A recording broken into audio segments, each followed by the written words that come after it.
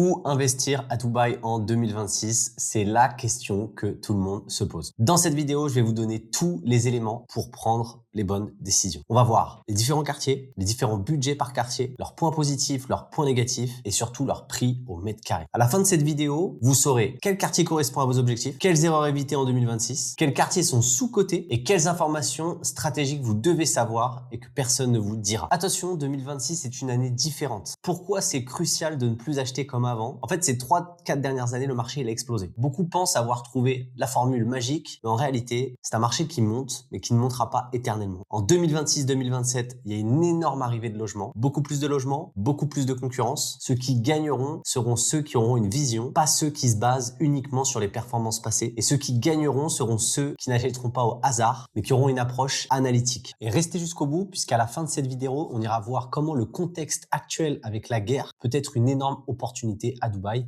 et comment la saisir. Je m'appelle Clément, je suis agent immobilier à Dubaï et j'accompagne les investisseurs français à faire le bon achat à distance, en toute sécurité, avec une méthode simple en 3 étapes. Si vous voulez en bénéficier, n'hésitez pas à me contacter par WhatsApp ou à booker un appel dans le lien en description de cette vidéo. Avant de rentrer dans le détail des quartiers, il y a 3 prérequis à connaître. Prérequis numéro 1, ce qu'il faut que vous ayez en tête, c'est vraiment que globalement, Dubaï, c'est les Émirats Arabes Unis et on a plusieurs Émirats. Le tout premier qui est Abu Dhabi, qui est juste là, qui est énorme. On a Dubaï, sur lequel nous, on va se focaliser, qui est juste là. À côté, on a Sharjah. À côté, on a Ajman en rouge ici, ou Al Quwain et Ras El Khaimah. Et sur l'est, on a l'émirat de Fujairah. Pour vous donner un petit ordre d'idée, en réalité, il y en a que 2 qui sont assez majeurs, ou peut-être 3, on va dire. Il y a Abu Dhabi. Globalement, on a 3,8 millions d'habitants. On a un énorme PIB, parfois supérieur même à celui de Dubaï. Mais on a un marché immobilier qui reste encore, même s'il évolue fortement, faible. On a que 142 milliards d'AED. Là où Dubaï est aujourd'hui à 680 milliards d'AED. Une population à 4,1 millions de personnes. On a Sharjah, qui est un petit émirat juste à côté, qui peut être aussi intéressant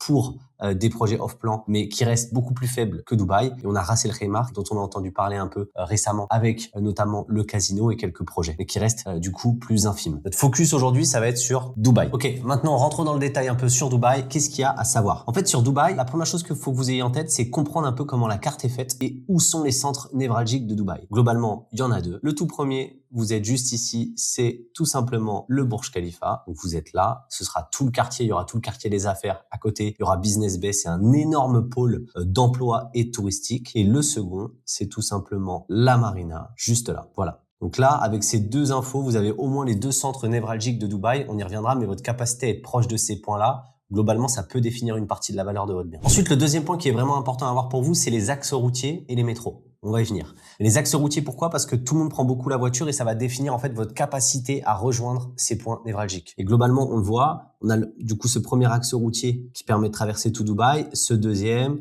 ce troisième. En fait, ce qui est intéressant, vous le verrez plus tard ou même quand vous regarderez les prix, c'est que finalement, ces axes routiers définissent un peu des tiers, on va dire, dans Dubaï, qui ont des valeurs différentes. On a le premier tiers qui est extrêmement cher, deuxième tiers assez cher, troisième tiers accessible, quatrième tiers beaucoup moins cher. Dernier point, on a tout simplement les métros à Dubaï avec la ligne rouge qui est un peu la ligne historique qui permet de traverser la totalité de Dubaï et d'aller du coup du centre actuel vers le centre futur qui s'appelle Expo City. La ligne verte qui vous permet d'aller dans Deira et de ramener du trafic dans tout simplement Dubaï et notamment à Creek. Et la prochaine ligne qu'on voit ici apparaître en bleu qui passera par Dubaï Creek Harbour, Silicon Oasis, International City et Academic City et qui ira du coup relier une partie de Dubaï qui est juste là. Et le dernier point que je trouve vraiment intéressant de connaître, c'est tout simplement le passé de Dubaï pour vous avez vraiment une rapide idée de comment ça s'est fait et de le futur. On repart ici, on est sur Google Earth en 1985. Voici à quoi ça ressemble Dubaï. Voilà, on voit qu'il n'y a rien, il n'y a que cette zone qui est développée. On part quelques années en arrière, on voit qu'il y a tout le flanc de mer qui se développe. On part quelques années après, on voit qu'il y a la palme et que ça se développe dans les terres. Et on revient aujourd'hui, vous pouvez voir à quel point ça s'est développé. Ce que je veux mettre en avant, c'est que Dubaï est en expansion et votre capacité à voir ce qu'elle va devenir et à vous projeter dans le futur fera le succès tout simplement de votre investissement. Et du coup, profitez-en parce que cette vision, elle est disponible sur Internet,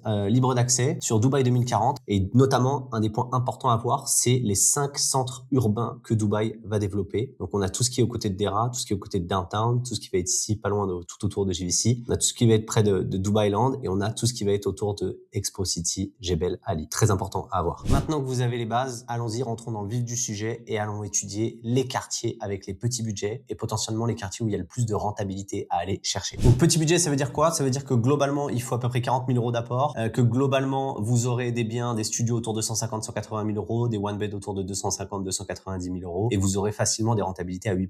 Dans ce type de budget-là, il y a 3 zones qui se distinguent. La toute première, c'est tout ce qui va être autour de JVC. On y reviendra après. Il n'y a pas que JVC, il y a JVC, JVT, Arjan. En fait, il y a plein de petites zones collées ensemble là, qui sont juste là. La deuxième zone où vous pourrez investir, globalement, c'est Dubai Land Residence Complex. C'est une zone qui est juste ici. Et la troisième zone, c'est tout ce qui va être ici, autour de Discovery Garden, Al Fourjan, dans cette zone-là. Donc là, je vous vois venir, vous allez me dire, mais Clément, déjà ça commence bien, il y a trop de quartiers, c'est trop compliqué. Vous inquiétez pas, on va simplifier ça. En fait, ces 3 zones, elles ont quand même des aspects un peu différentes, chacune les unes des autres. Déjà, la toute première, celle-là, si on peut dire, on a quand même une connectivité à la mer et, on y reviendra, mais on a le métro qui passe juste à côté, qui est déjà existant, qui en fait un point différenciant. Ici, on a un aspect ultra central, qui en fait un point ultra différenciant. Et ici, on a un aspect où globalement, on va y revenir plus tard, mais on a une proximité et une accessibilité au centre-ville qui est très forte. Ça, c'est un premier point déjà sur la localisation. Le deuxième point, c'est en termes de niveau de développement. On va y faire simple, mais en gros, je la fais simple. Si on va sur Dubai Land Residence Complex, c'est un quartier qui est en plein développement. On le voit, il y a plein de plots qui sont en train d'être construits. Si on va sur JVC, bien que ce soit en plein développement, il y a énormément de buildings qui ont déjà été construits et on y reviendra, on verra, il y a déjà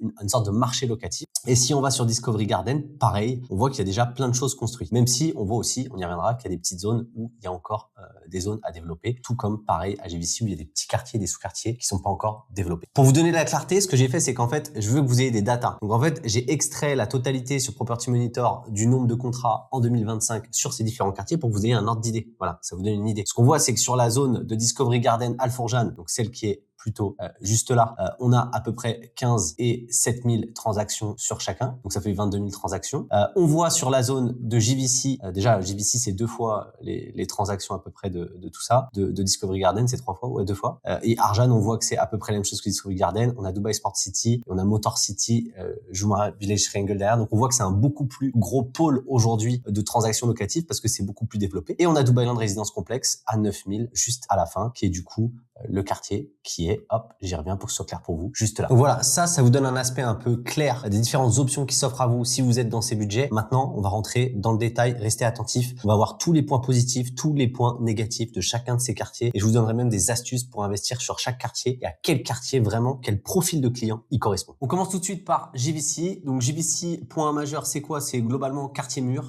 quartier très connu avec une grosse demande en location. Les points spécifiques de ce quartier aussi qui sont positifs, c'est beaucoup de parcs. Point positif pour vous, c'est énormément de projets disponibles à l'achat sur ce quartier. Point négatif, on va y aller direct, c'est densité élevée. Voilà, c'est un quartier où en fait, il peut y avoir des tours de 50 étages à côté de petites townhouses de 2 étages et du coup, il y a quand même une congestion. Alors ça donne un charme, un côté centre-ville en pleine résidence, quartier résidentiel, mais dans la réalité, ça donne aussi beaucoup de bouchons, donc c'est un des premiers, on va dire, problèmes. Le deuxième souci que vous pouvez aller voir aussi, c'est tout simplement la supply. Donc là, vous allez sur DXB Interact, vous regardez en fait la projection des livraisons à venir. Vous arrivez ici, vous voyez par quartier, et vous voyez que globalement, il y a 34 000 du coup logements qui arrivent en livraison sur ce quartier, ce qui est en gros tout simplement, ça va doubler le stock actuel et le nombre de transactions. Donc c'est un point vraiment à faire attention. Forte concurrence du coup, forte concurrence sur les one bed et les studios, énorme arrivée de logements à prendre en compte. Donc qui achète dans ce quartier? Globalement, quelqu'un qui achète dans ce quartier, c'est quelqu'un qui veut absolument acheter dans un quartier qui a déjà fait ses preuves, qui a déjà, on va dire, une sorte de volume de transactions, et où en fait cette personne elle se dira pas est-ce que je vais louer parce que ça loue, mais plus comment je vais me protéger pour être sûr de louer. Première chose. Et du coup, la stratégie sur cette personne, l'astuce, c'est vraiment d'aller étudier. Je dirais, il y a 2 choses. Aller étudier, pas choisir n'importe quel projet et prendre absolument un projet qui fasse la différence, qui soit qualitatif pour être sûr de louer. Et deuxième chose, prévoir un scénario un peu pessimiste, un stress test dans le cas où il y aurait beaucoup de livraisons à un moment, où les locataires reprennent, on va dire, le pouvoir et baissent une partie un peu des loyers. Le deuxième quartier qu'on a juste à côté, qui est développé ici et qui est en plein développement, c'est globalement Arjan. Quels sont ses points positifs? C'est un quartier qui est globalement plus familial, beaucoup moins dense. En fait, on a à peu près sur la même surface 4 à 5 fois moins de personnes que sur JVC. On a un plan local d'urbanisme qui limite globalement, même s'il y a quelques immeubles, la plupart des immeubles à 10, 11, 12, 13 étages. Donc moins dense, beaucoup plus familial aussi dans l'idée, avec des parcs, des écoles, etc. Dans les points négatifs un peu ou points d'amélioration de ce quartier, c'est que c'est pas facile d'aller trouver, vous aurez difficilement des projets, on va dire, avec des promoteurs ultra qualitatifs. Je pense qu'il y a Iman qui a fait des projets, il y a Bingati qui en fait encore. Et sinon, le reste des projets sont parfois faits par des promoteurs de seconde zone, donc pas mauvais. C'est-à-dire que sur JVC, sur d'autres quartiers, vous pouvez avoir le top du top. Ici, c'est un peu plus touchy. C'est le seul point que je vois un peu plus d'attention. Donc, qui est le profil type de la personne qui investit à Arjan? Globalement, c'est quelqu'un qui veut louer dans la même localisation que JVC. C'est-à-dire qu'en fait, il aime ce côté proximité mer, proximité centre-ville, centre au global. Quand cette partie-là de Dubaï sera développée, on sera au centre de Dubaï, mais il a peur, il aime pas du tout le côté architectural, gros centre-ville de JVC, l'arrivée forte de logements, et il veut un quartier potentiellement où on respire plus, avec un côté plus familial, plus premium, et du coup,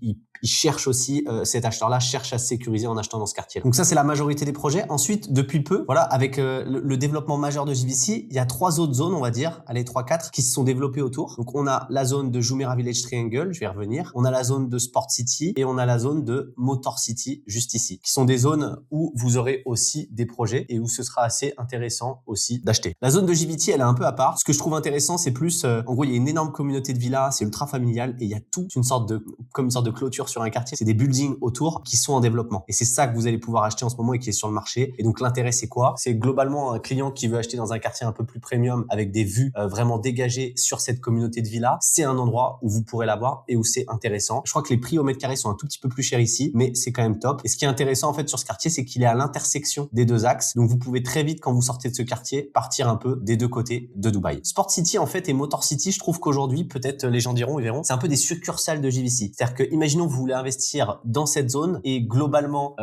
vous cherchez un top promoteur avec un post handover, et ben ça se trouve, le post handover, vous l'aurez pas sur JVC parce qu'il est plus accessible, mais il est accessible dans ces quartiers. Et donc, vous pouvez acheter un super promoteur dans ces quartiers et donc, globalement, faire une super affaire. Les points majeurs, Sport City, ce qui est intéressant, c'est énorme golf, communauté de villas, top, beaucoup d'infrastructures sportives, un canal en développement. Point d'amélioration, c'est un quartier qui doit se développer, qui a un gros potentiel. Et deuxième point d'interrogation, il y a des vieux buildings ici qui font que les prix du quartier aujourd'hui en location sont un peu bas, mais en réalité, dès que la nouvelle arrivée de logement va se faire, nouvelle qualité, ça va remonter au même niveau que JVC. Sur globalement Motor City, ce que je trouve intéressant, c'est dans ce quartier, il y a une sorte de route avec déjà plein de commerces déjà disponibles, donc c'est top pour la mise en place de la vie. Il y a des communautés de villas déjà omniprésentes. Le point du coup un peu d'amélioration, c'est qu'effectivement il y a l'autodrome, donc ça peut faire du bruit, donc attention quand vous achetez dans ce quartier. Point aussi positif de ce quartier, vous avez la possibilité d'acheter du Shoba. Voilà, c'est potentiellement le seul endroit où vous pourrez acheter du Shoba à ce prix-là, surtout Dubaï. Si vous êtes un petit budget et que vous cherchez à acheter à Dubaï et que vous avez besoin d'aide, n'hésitez pas à m'envoyer un WhatsApp en m'envoyant en consultation sur mon numéro et je me ferai un plaisir de vous faire un audit gratuit si vous avez regardé cette vidéo. 2, n'hésitez pas à m'envoyer guide complet. On va faire un guide complet de toutes les informations que vous aurez vues dans et d'autres sur cette vidéo et vous pourrez avoir ce guide PDF qui vous permettra de vous poser à tête reposée, d'avoir toutes les informations dont vous avez besoin sur Dubaï. Et pour finir, abonnez-vous à la chaîne. On envoie toutes les semaines un récap des top projets. C'est gratuit, c'est pour vous. Ça vous permettra de prendre les meilleures décisions et de pouvoir le regarder dans votre coin sans forcément me contacter directement. Maintenant, restez jusqu'au bout. On va aller voir les 2 autres zones pour les petits budgets qui sont assez intéressantes. Elles ont des spécificités qui peuvent vraiment plaire à d'autres profils de clients. Donc, restez là. Ok, donc maintenant, on bascule sur Dubailand Résidence Complexe. Donc, Dubailand Résidence Complexe qui est situé juste ici par rapport à Dubaï. Donc, méfiez-vous. Ça paraît loin. C'est le cas. Mais dans la réalité, en accessibilité, c'est très proche. Faites le cas. Mettez Dubailand Résidence Complexe. Mettez la route jusqu'au Dubai Mall. Et globalement, regardez combien de temps ça prend. Vous verrez en période de pointe. Globalement, les gens peuvent mettre 30-40 minutes de JVC pour aller du coup dans le centre. Alors qu'ici, il y a une 6 voies. En gros, ils mettent 18 minutes. Donc, le point majeur de ce quartier, c'est l'accessibilité au centre-ville. Le deuxième point majeur, c'est qu'on a des proximités, on a déjà des infrastructures existantes. 1, on a Academic City qui est juste là où il y a toutes les écoles. 2, on a des communautés de villas qui sont juste ici, ultra qualitatives, qui prouvent qu'en gros, il y a des gens qui vivent et qui sont très bien. 3, on a Dubai Silicon Oasis qui est juste ici, qui est en gros un urban center dans le plan 2040 de Dubaï où ils sont en train d'investir. D'ailleurs, il y a le métro qui va passer ici et récemment, ils ont annoncé des gros investissements. Un autre point positif de globalement ce quartier, c'est qu'en fait, il y a la totalité du centre-ville de Dubaï qui est en train de se diriger vers ce sens. C'est-à-dire que vous voyez, là, il y a Downtown, Business Bay, mais en réalité, les plus gros développements en cours en ce moment, c'est quoi? Ça va être Design District juste ici, on va avoir Meydan Horizon juste ici, et on va avoir Dubai Creek Harbour qui va se développer tout ici. Donc en fait, il y a toute une partie du centre-ville qui va se rapprocher de ce quartier. Globalement, qui achète dans ce quartier et pourquoi c'est intéressant? L'intérêt de ce quartier, c'est que ça permet d'accéder à des post post-handover avec des top promoteurs. Dans d'autres quartiers déjà mûrs, c'est beaucoup plus difficile d'avoir des post-handover et globalement, vous les aurez parfois sur des projets ou des promoteurs qui n'ont jamais livré. Dans ce quartier, vous pouvez avoir des promoteurs ultra solides avec des track records, top de chez top, top finition avec des plans de paiement étalés. Qui achète dans ce quartier? C'est quelqu'un qui veut acheter en post-handover, qui veut acheter la sécurité d'avoir le top projet dans une zone en développement. C'est quelqu'un qui veut parier sur une nouvelle zone et qui a pas envie d'aller dans un endroit où peut-être les prix sont déjà plus hauts et où potentiellement il y a plus de concurrence. Maintenant, ce qui est intéressant, c'est qu'il y a une nouvelle zone qui est en train d'ouvrir qui peut y ressembler. On va y venir. Mais en gros, je bascule sur la dernière zone, du coup Discovery Garden, du coup Alforjan. Le point majeur, c'est ça. C'est qu'en gros, vous avez la ligne de métro qui passe en plein dedans. Donc en gros, les gens qui vont acheter ici, il y a deux choses. Un, la ligne de métro. Deux, le fait que vous êtes proche de la marina. Potentiellement, c'est des gens qui parient sur le fait qu'avec l'extension du centre-ville et la proximité à la mer, c'est un endroit qui va prendre potentiellement plus de valeur que JVC. Et globalement, on l'a vu ensemble, c'est des quartiers qui sont déjà en place avec des transactions locatives. Donc dans ce quartier, il y a globalement une flopée de projets qui va être plutôt juste ici dans ce développement-là. Et là, depuis peu, récemment, il y a une sorte de master communauté qui est en train de se développer ici, qui va être aussi super intéressant parce qu'il y a la station de métro juste ici qui est faite par Westgate. Donc voilà. Dans ce quartier, vous aurez plusieurs options d'investissement. En gros, des options d'investissement plutôt de ce côté où ils risquent pas forcément d'avoir une post-handover, mais des projets top. Et de ce côté ici, un quartier au démarrage où je pense qu'il y aura beaucoup plus facilement des post-handover. Donc la personne qui achète ici, c'est quoi? C'est quelqu'un qui valorise énormément la proximité à la mer et à la marina, qui est un énorme pôle attractif, mine de rien. Les gens, le soir, ils ont envie de rejoindre leurs potes, ils vont à la marina. Donc c'est important d'avoir la proximité. 2, qui valorise énormément la proximité au métro. 3, qui veulent faire un achat qui mêle un peu, on va dire, locatif et plus-value et qui se disent qu'en fait, avec le développement global de Dubaï, cette zone, elle va pumper et elle sera potentiellement centrale dans le futur et super intéressante. C'est beaucoup d'informations, je sais, mais dans la réalité, en fait, c'est assez simple. Et globalement, si vous trouvez un bon agent qui, au lieu de vous parler directement de projet, prendra le temps, comme nous, dans notre méthode en 3 étapes, de focus plus sur vous, quels sont vos enjeux, quels sont vos besoins, qu'est-ce qui vous rassure, ça vous permettra d'éliminer facilement des zones et de focus sur l'opportunité parfaite. Et restez jusqu'au bout puisqu'à la fin de cette vidéo, on ira voir comment le contexte actuel avec la guerre peut être une énorme opportunité à Dubaï et comment la saisir. Un peu plus patrimoniaux ou alors on va aller chercher plus de plus-value, des zones un peu plus centrales avec un peu plus de liquidité sur la capacité à revendre, etc. Voilà. Là, il faut avoir en tête qu'on est plutôt sur des apports entre 70 000, 120 000 euros. On est sur des budgets d'achat qui vont plutôt être autour de 450, 550 000 euros sur, par exemple, des one bed. Et des rentabilités, il faut être honnête, qui vont forcément baisser avec ce prix d'achat, qui seront peut-être plus autour de 5, 6, 6,5% brut. Ok. Pour les investissements patrimoniaux, le but, ça va être simple. Ça va être de se rapprocher le plus possible du centre névralgique de Dubaï, qui est Downtown et le Burj Khalifa. Ok. Donc, on va avoir différentes options, mais je vais vous les citer toutes et après, vous allez voir, on va les simplifier. Globalement, il y a les achats sur Downtown même, c'est-à-dire le plus proche possible du centre. Business Bay, qui est juste à côté. On aura Al Jadaf, qui est juste là. On aura ensuite, de l'autre côté, des zones globalement un peu moins développées. Donc, on aura Dubai Design District, qui est en plein lancement en ce moment par Miras, qui est une communauté ultra qualitative, avec des canals et vues sur le Bourge. On a Shoba Heartland, qui sont des communautés de Shoba 1 et 2, super intéressantes aussi. On a Meydan Horizon, qui est une micro-communauté avec plein de développeurs dedans, assez haut de gamme, avec un lagon. Et on a Dubai Creek Harbour, qui est un énorme quartier fait par Emaar. Je vous vois venir, vous vous dites, ok, mais c'est bon, c'est trop compliqué, il y a trop de quartiers. Vous inquiétez pas, on va simplifier ça simplement. Voilà, pareil sur les transactions locatives que vous ayez en tête, sur l'année du coup dernière, 45 000 transactions sur Downtown, 38 000 sur Business Bay. On voit que voilà, Shoba Heartland pas mal, 12 000 quand même sur le 1 et 2. Et après, on voit Al Jadaf 6 000, Dubai Creek Harbour 8 000 et Meydan très peu. La majeure distinction en fait, c'est ça, il y a des gens, ils vont vouloir acheter vraiment dans des zones presque déjà développées, quitte à payer le prix, avoir une certitude, on va dire, d'être dans un emplacement central, de pouvoir revendre vite et d'être au centre et d'avoir de la demande locative dessus. Ces gens-là, ils vont être plutôt ici. Et globalement, ils vont se dire, ok, que ça prenne de la valeur et tout, c'est à 5-10 ans, je m'en fiche, j'ai pas besoin de prise de valeur. Et il y a des gens qui vont vouloir être un peu plus agressifs et vouloir prendre plus de valeur. Et dans ces cas-là, ces gens-là, qu'est-ce qu'ils vont faire? Ils vont viser sur des quartiers très proches du centre-ville, mais vides actuellement. Donc là, vous le voyez, par exemple, Meydan Horizon, il y a énormément de gens qui ont fait ça, qui se mettent sur ce quartier-là, mais il y a rien aujourd'hui. Mais dans l'idée que quand ce quartier va se développer, il va prendre de la valeur et il y a potentiellement plus de value à aller chercher que quand on achète dans le centre-ville. Donc pareil, Dubai Design District est dans cette même logique, Shoba Heartland 2 dans cette même logique. Et on a un hybride qui est un peu, on va dire, Dubaï Cricarbourg, qui est un mix, puisqu'en fait, il y a toute une partie du quartier qui est déjà développée et il y a toute une partie du quartier qui arrive, qui est en construction. Donc, on a un mix entre quelque chose qui a déjà fait ses preuves et en même temps quelque chose qui peut prendre de la valeur. Ok, je vais basculer sur chaque quartier et vous dire globalement point positif, point négatif, etc.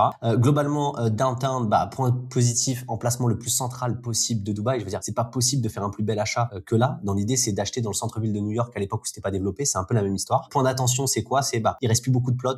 Du coup, les plots coûtent cher et attention au prix. Il y a un énorme enjeu au fait d'arriver avec un building neuf dans ces zones et de pouvoir louer plus cher. Mais attention quand même au prix d'achat. C'est le seul point que j'aurais d'attention. Business Bay, super intéressant. Énormément de projets lancés, donc énormément de choix. Mais du coup aussi, attention dans le nombre. Voilà, Business Bay, ça arrive avec 24 000 unités à venir sur les années à venir. Donc peut-être point d'attention aussi à pas faire n'importe quoi, à choisir le bon projet et à pas suracheter. Sur Al Jadaf, ce que je trouve intéressant, c'est un quartier dont pas beaucoup de personnes vendent aujourd'hui, qui est potentiellement très proche du centre, qui a globalement une station de métro qui est dessus, qui a une station de métro qui va arriver en 2029 qui va connecter à Dubaï Cricarbourg. Donc je pense potentiel de prise de valeur. Moi j'avais regardé sur certains projets, les prix sont 20-30%, voire 40% en dessous de Business Bay, alors qu'au final les rentabilités sont assez similaires. Donc potentiellement emplacement intéressant à venir. Dubaï Cricarbourg, globalement, c'est la personne qui va chercher la sécurité. Le point positif, c'est quoi? C'est que globalement, on est sur un quartier Émar, donc il y a personne d'autre qui peut faire des projets que eux. Donc il y a eux qui maîtrisent les prix et ils les augmentent petit à petit. Aujourd'hui, je trouve que c'est un quartier qui est un peu sous-coté. On entend beaucoup parler des autres quartiers autour, alors qu'en réalité, ce quartier, il arrive avec du coup un market fit déjà fait. Il y a qu'à se balader dedans pour voir à quel point les gens sont heureux et ça leur plaît. Ils ont créé une sorte de mix entre downtown et marina, où vous avez un centre-ville et en même temps vous êtes front-mer, qui est exceptionnel. Il y a d'énormes développements et il y a l'arrivée du métro. Il y a des infrastructures qui vont arriver avec la Crypt Tower et le mall qui a été annoncé qui va être énorme. Donc il y a beaucoup de sécurité en termes d'infrastructure, en termes de fait que le quartier est déjà développé. Donc bon investissement. Voilà. Après c'est vraiment patrimonial et prise de valeur dans le temps.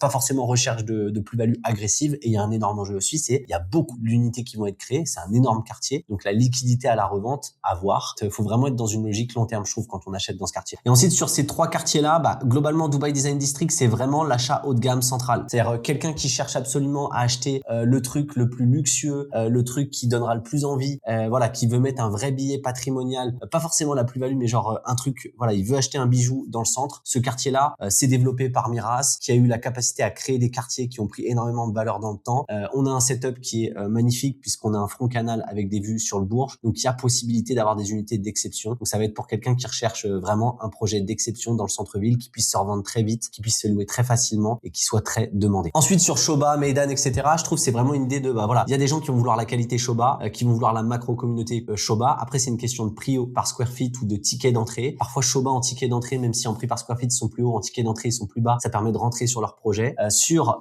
Meydan Horizon, il y a aussi le côté du lagon. Voilà, c'est l'accroche un peu personnelle de chaque personne au quartier et les opportunités de marché aussi, il faut dire la vérité. Des fois par exemple vous auriez focus sur une zone, mais on arrive à un moment où d'un seul coup il y a un truc qui sort sur une autre zone, c'est à peu près similaire et du coup vous y allez. Ça va être un peu ça je trouve dans ce quartier, ça se joue à peu près, c'est en fonction des prix et des projets qui sortent. Le point d'attention que j'aurais sur ces quartiers, c'est plus attention aux gens qui vous survendent des rendements. Les prix d'entrée sont déjà assez hauts. La plus-value elle va se faire à moyen long terme et quand je dis moyen long terme c'est 5 ans. Voilà, les gens qui pensent acheter et pouvoir revendre avec des plus-values, moi je dis attention parce qu'en fait quand vos logements vont être livrés, en fait vous serez au démarrage du quartier et c'est pas là qu'on fait les plus grosses plus-values. On fait les plus grosses plus-values une fois que le quartier est développé et qu'il est en place, qu'il y a des commerces et que tout est fait. Donc voilà, c'est le seul genre de choses que je vous dirais honnêtement sur ce quartier pour faire attention. Si ça vous intéresse d'être tenu au courant de toutes les actualités des projets qui sortent sur chacun de ces marchés, abonnez-vous. On fait une vidéo chaque semaine où investir à Dubaï cette semaine. Vous aurez toutes les infos nécessaires et vous serez au courant pour louper aucune opportunité. Maintenant, si vous êtes resté jusque là, c'est que vous êtes sûrement un petit malin et que vous voulez faire plus de plus-value. Du coup, restez jusqu'au bout. On va aller voir les quartiers où il y a le plus de plus-value à aller chercher en ce moment. Ok, je bascule sur le premier point que je veux voir avec vous. Ça, c'est une carte sur un logiciel professionnel avec les prix à peu près, les average price, on va dire, de chaque zone, avec en rouge les plus chers, etc. En fait, ce qu'on voit globalement, ce qui est intéressant, vous pouvez le voir, c'est ultra rouge tout ce qui est front-mer. Mais ce qui est surtout intéressant et le premier point que je veux voir avec vous, c'est que le front-mer, c'est la chose la plus difficile d'avoir accès en pleine propriété à Dubaï. La totalité du front-mer de Dubaï n'est pas accessible en achat pleine priorité. Donc la première chose à avoir en tête, c'est le front-mer, c'est super dur à avoir à Dubaï. Le second point que je veux voir avec vous, c'est que ça coûte super cher. Voilà. Si on regarde, c'est average price, mais en vrai, ça peut monter de 2800, 3000 à potentiellement 6, 7, 8, 9000 AED par square feet. Ici, alors il y a 1008 parce que je pense qu'il y a des vieux immeubles à la marina, donc c'est pas la même chose, mais il n'y a pas forcément toujours d'accès plage en fait. Mais ça peut monter pareil beaucoup plus haut. Ici, je remets juste là, on voit qu'en fait, c'est potentiellement à 10 000. Blue Water, on voit que c'est à 5000, 8000 AED par square feet. Et globalement, l'opportunité, c'est quoi? C'est qu'on voit, il y avait des prix moyens ici à 1007 ou 2000 et ici à 2000 AED par square feet. Donc en fait, je la fais simple. L'opportunité, c'est quoi? C'est globalement, en ce moment, il y a deux spots. Donc on en a un, c'est Maritime City et Dubai Island, qui sont accessibles en fait à l'achat et où globalement, pour à peu près 5000, 5500, 6000, 6500 euros du mètre carré, vous pouvez avoir des biens sur des localisations qui sont front-mer, accès plage, et sur des localisations, en plus d'être front-mer, accès plage, qui sont à quelques minutes du centre-ville, ce qui n'est pas le cas sur les autres. Pourquoi c'est une opportunité? Parce que quand on voit que parfois sur certains projets sur JVC, vous pouvez toucher des apparts parfois à 4000, 4500 euros du mètre carré sur certains types de projets. Donc on voit que globalement c'est pas si cher. Et le deuxième point, c'est que il y a un potentiel de plus-value qui est énorme parce qu'on voit que les zones à maturité sur Dubaï, elles sont toutes à 10 000 euros du mètre carré, voire parfois plus. Donc il y a deux zones globalement où vous allez pouvoir investir. La toute première, on va aller dessus, c'est Maritime City. Donc c'est juste ici. Globalement, les points positifs, c'est quoi? On est proche de la mer, on est proche du centre-ville. On a une master communauté, c'est un peu le truc spécifique. Il y a 80% de cette zone qui appartient à un promoteur qui s'appelle Beyond, qui est une filiale de Omniat, un promoteur très luxueux, et globalement qui a pris toute cette partie-là pour faire une master communauté avec une plage accessible, avec une forêt, etc. C'est un peu l'opportunité majeure du projet. Pourquoi? Parce que si on capitalise un peu ce qui fait prendre de la valeur à Dubaï en ce moment, c'est quoi? C'est le front mer, c'est l'accès plage, voilà. Parce qu'il y a front mer et il y a accès plage, c'est pas la même chose. Il y a des quartiers qui sont front mer mais qui n'ont pas, on peut pas se baigner. Et le côté communauté. La possibilité de vivre dans communauté, en fait, ça crée une sorte d'expérience de vie qui est forte et qui fait que les gens veulent vivre dedans et ça crée des tensions sur les locations et ça crée des tensions sur les prix d'achat. Donc voilà, l'opportunité dans ce quartier, globalement, c'est un peu ça. Néanmoins, il y a des opportunités aussi sur ces zones-là, mais du coup, faut compter qu'il n'y aura pas d'accès plage. Donc deux astuces, soit focaliser sur Beyond et acheter de la meilleure façon avec une super vue dans ce projet, soit, je trouve, ce qui est intéressant, c'est d'aller chercher du prix sur des projets qui sont ici avec potentiellement un front canal. Ça peut être intéressant et ça peut prendre de la valeur aussi dans le temps. Les points positifs de ce quartier, c'est que globalement, il y a des vues de dingue, on a proximité de la mer, c'est super sympa, on est proche du centre-ville et on a un quartier Imar qui est juste à côté, qui est en train de se développer, qui peut vraiment prendre de la valeur. Le point potentiellement d'attention ou un peu moins du coup puissant, si on compare par rapport à Dubai Island sur laquelle on viendra derrière, c'est qu'il y a moins potentiellement d'infrastructures dans le temps qui seront développées et qui seront mis sur ce quartier par rapport à Dubai Island. Point positif par rapport à Dubai Island, c'est qu'il n'y a pas d'avion qui passe au-dessus. Donc, il n'y a pas de nuisance aérienne, on y reviendra. On va basculer d'ailleurs tout de suite sur Dubai Island. Ok, Dubai Island, concrètement, le topo, c'est quoi? C'est une archipel de 5 îles, c'est 21 km de plage, c'est un paquet, on va dire, d'hôtels à venir. C'est deux énormes golfs, donc un golf ici, mais un golf, je crois, de classe mondiale sur lequel faire des tournois mondiaux juste sur ici. On a globalement plusieurs îles. Je vais la simplifier pour vous parce qu'il y a que deux îles en ce moment sur lesquelles il y a des projets. La toute première, c'est l'île A. Et la seconde, c'est l'île B. Donc l'île A, ce sera là où il y aura la totalité des infrastructures avec un énorme mall juste ici qui va être développé. On a ici un marché avec du coup bord de canal et on aura du coup des écoles, toutes les infrastructures ici et on a une énorme plage publique tout le long ici qui est magnifique. Le point vraiment intéressant, c'est qu'on a une volumétrie de projets vraiment énorme sur ce lancement, enfin sur cette zone parce qu'il y a beaucoup de projets qui sont en train d'être lancés. On est encore malgré tout qu'au tout début et on a vraiment plein de spots d'investissement sur la zone. Je traiterai pas dans le détail, mais il y a des spots qui sont front-mer avec un accès plage rapide et proximité du mall. On a des spots avec des marinas où ici vous pouvez avoir des vues sur même le Burj Khalifa et on a des spots même avec des marinas ici où vous pouvez avoir des vues sur la Skyrise de Sharjah qui est aussi très jolie. Donc multitude d'options vraiment super intéressantes. On est au démarrage. En gros, c'est super intéressant. On peut y aller. Dans les points d'attention sur ce quartier, il y en a plusieurs. Première chose, c'est la nuisance sonore. Voilà, si vous regardez, vous allez Noise Map, l'aéroport. Il y a beaucoup de vols qui passent au-dessus. Ça fait du bruit. Ça peut décourager certaines personnes. Il faut savoir que l'aéroport, quand même, ils ont annoncé qu'ils allaient le fermer en 2035. Et je pense que c'est globalement aussi pour ça que les prix sont super intéressants. Et c'est ça qui vous permettra de faire des plus-values dans le futur, une fois que ce sera parti. Le deuxième point d'attention que je trouve, c'est tout simplement le prix. Voilà, c'est un endroit qui est une sorte de JVC version accès plage où il y a plein de projets différents. Il y a pas mal de promoteurs qui ont pas forcément des gros backgrounds et qui se price exactement au même niveau que des promoteurs avec du background. Donc voilà, j'irais vraiment, faites-vous accompagner pour avoir une vision claire de quelles sont les opportunités. Regardez pas juste le prix, prenez tout en compte, sinon vous pouvez faire des erreurs. Et globalement pour les gens qui ont peur du coup de toute cette nuisance, qui veulent des projets ultra sélectifs et ultra haut de gamme, il y a des projets qui sont en train d'être lancés en ce moment, Accès Plage sur l'île B, qui seront développés plus tard, peuvent être super intéressants. En gros, vous avez toute une poche de projets ici où c'est livré en 2 ans et demi, et vous avez des projets ici où c'est plutôt livré en 3-4 ans, donc un peu plus de temps sur des projets beaucoup plus luxueux. Donc voilà, un endroit majeur, je pense, pour faire de la plus-value aujourd'hui à Dubaï. Alors je sais que ça fait beaucoup d'informations, mais ne partez pas. Il y a une dernière catégorie de biens dont on n'a pas parlé et qui peut potentiellement être très intéressante dans les années à venir. Cette catégorie, c'est les villas et les townhouses. Donc pourquoi les villas, c'est intéressant? Je vais la faire simple. En fait, il y a un shift de la population de Dubaï qui fait qu'il y a beaucoup plus de familles qui arrivent et il y avait en fait une undersupply tout simplement de villas sur Dubaï. Et donc on voit des articles comme ça qui sortent et qui effectivement expliquent que les villas ont pris 32%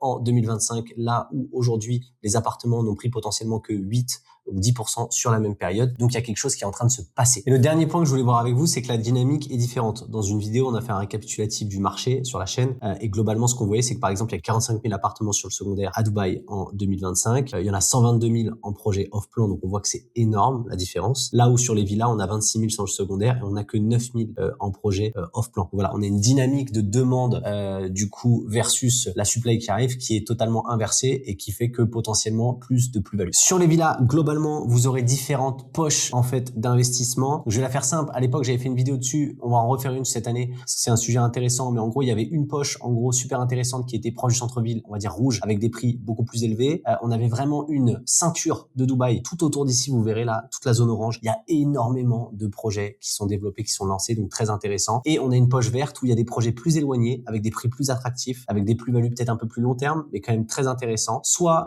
du coup vers Dubai Land, on s'éloigne vers les terres, soit dans la zone du coup du nouveau centre-ville de Dubaï, donc Dubaï South. Maintenant, le dernier sujet qu'on va aborder, c'est celui de la guerre. On a dit qu'on allait parler de la situation actuelle, pas pour faire peur, mais pour être honnête. Depuis qu'il y a des marchés immobiliers dans le monde, il y a toujours eu des guerres. En 1939, les gens achetaient. En 1990, pendant la guerre du Golfe, les gens achetaient. En 2003, en pleine invasion de l'Irak, les gens achetaient. Et certains de ces acheteurs ont fait des affaires exceptionnelles. La guerre n'est pas une raison de ne pas acheter, c'est souvent une raison d'acheter et très bien. Pourquoi? Parce que la guerre fait peur. Et la peur, elle fait partir les acheteurs amateurs. Et quand les amateurs partent, les vendeurs motivés, eux, restent. Et c'est exactement là que se créent les meilleures marges de négociation. Donc voilà ce qu'il faut absolument avoir en tête en ce moment. 1. Dubaï n'est pas une zone de guerre. C'est une ville qui subit un contexte régional. La nuance est énorme. 2. Le marché a déjà absorbé ce genre de choc bien plus direct, tel que le Covid, avec des baisses à moins 7,5%. Le contexte actuel n'est pas un choc structurel. 3. Les meilleurs deals se font toujours pendant cette fenêtre de peur, pas après. Voici donc les erreurs qu'il faudra absolument éviter. 1. Attendre que la situation soit réglée pour agir. Quand la situation sera réglée, l'histoire se réécrira, les prix remonteront